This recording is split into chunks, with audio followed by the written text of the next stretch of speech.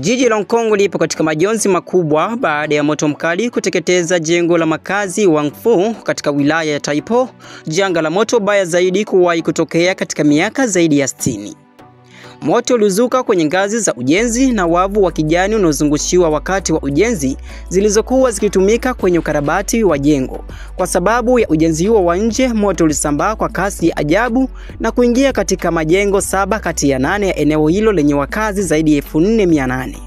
Na mpaka sasa hivi watu 128 wamethibitishwa kufariki dunia, watu zaidi ya 200 wajulikani walipo na watu zaidi ya 79 wamejeruhiwa. Na mamia ya familia zimeachwa bila makazi.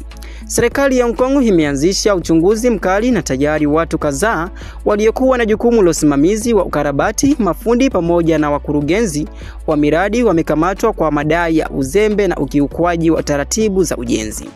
Tukio hili limechochea mjadala mkubwa kuhusu usalama wa majengo, ukaguzi wa ukarabati, matumizi ya vifaa vinavyowaka kwa urahisi na uwezo wa mamlaka katika kuzuia majanga kama haya.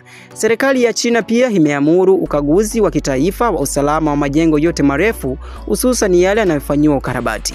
Janga hili limeacha Hong Kong kwenye maombi na ghasia za kutaka uwajibikaji mkubwa kutoka kwa kampuni za ujenzi na serikali.